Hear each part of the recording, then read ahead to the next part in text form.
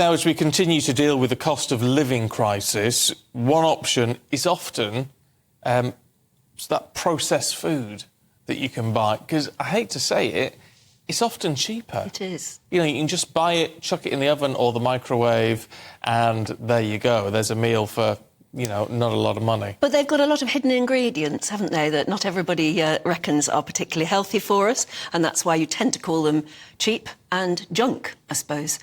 Well, we're going to have a debate on this now, because we will, any minute now, we're going to be joined by a nutritionist and a restaurateur who I think may have, well, different opinions. Really? Although you'd expect them maybe to agree with each other on this. We shall find out. Do we have them yet?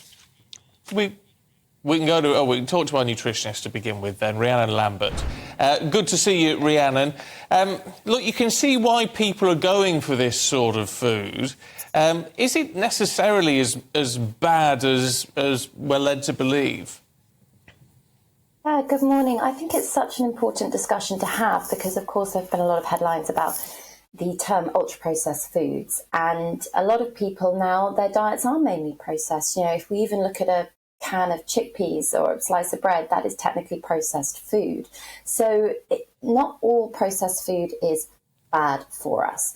I think the message here is really that convenience has become such a part of our lives that more and more of us, alongside the cost of living crisis, are turning to these items of food to define for you all. Ultra-processed food is something that's very high in saturated fat, salt and sugar. Whereas minimally processed things, like I use the can of beans as an example, obviously isn't bad for us. A good source of fibre, a good source of protein. And what we're doing is using more and more of these junk food items, ultra-processed food items, and less of the cooking from scratch vibe, which has caused, of course, a problem with a lot of people suffering from poor health from consuming these items too often. But if you were to have them once at the weekend, once or twice during the week, they're not so bad for us. I think we're also joined now, yes, there by Giancarlo Caldesi, restaurateur that we know very well. It's lovely to see you. Hello. A lot of people watching will say, yes, but processed food is the cheapest option, and right now we have to watch our purses. What would you say to that? Because I would imagine you might say you don't have to spend much money to eat really well and eat very healthy food. Well, first of all, we start with a new generation of kids today where the food presented to them is far too available and far too plentiful.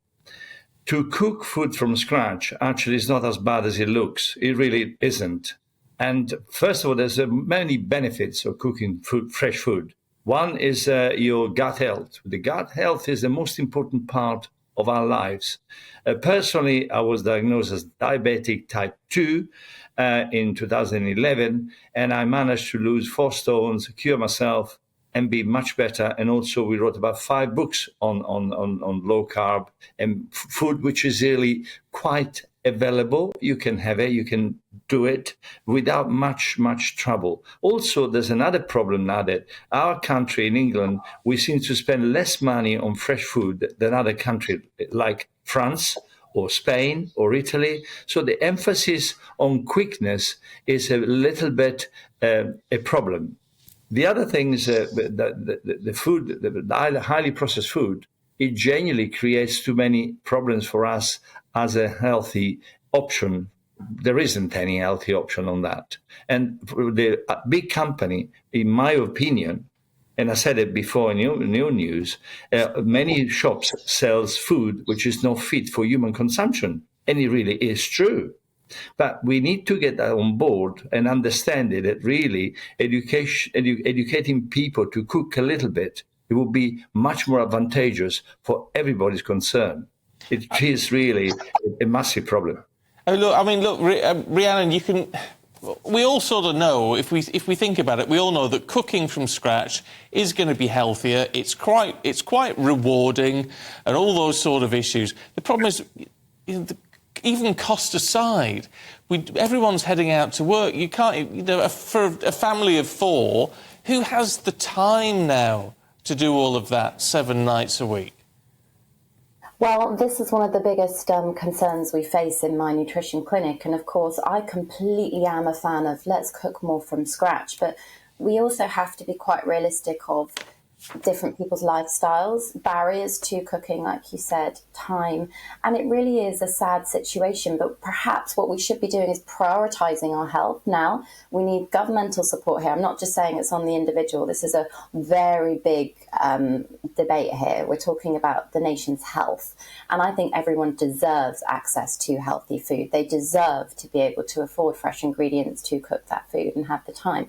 But one of the top tips we would give in the nutrition clinic would be perhaps at the weekends when you've got one afternoon, we need to get savvy in the kitchen. This is when we need to be making larger bulk meals, things that are healthy to cook from scratch, traditional meals that people might perceive as unhealthy, things like shepherd's pies and all that sort of comfort food this time of year as we go into autumn, although it's quite warm. But, they're the types of meals you can freeze in individual portions and put in the freezer. And just to educate people, to explain, you don't need to fear frozen produce. Frozen vegetables has more nutrition than fresh on the shop shelves because of the amount of time the fresh fruit is sat there, perhaps where it's been imported from. Whereas when frozen fruit and veg is picked straight away, then it preserves more of the nutrition. It can help people that are struggling to afford items. You can even get frozen onions that have been pre-sliced, so you can chuck them in the frying pan. So there are things out there, but I just don't think the help and access is there for people with this sort of information. Wow. And Giancarlo, the same point can be put to you.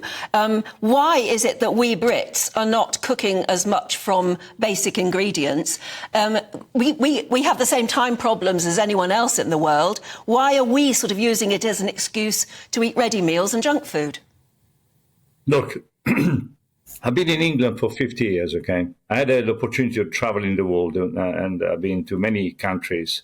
And we, in England, we don't have the same mental attitude towards food that other country has. And that's the problem, because there's not really a reason not to cook something. Why? There isn't an inclination of really sitting down and cooking food. I remember being a little boy, my mom said, come here, son, let's cook something, let's do something. And so really it's so hard to change the mental approach that we do have towards food. A sandwich and a pint is fine. No, actually it's not. A sandwich is quick, but why everything has to be quick? In a restaurant, I've noticed, being in France and in Spain and in Italy, you wait for the food. You just wait. It doesn't matter here. Oh, where's my food? Immediately, this attitude. The problem is we need to go backwards to go forward. We really, really do.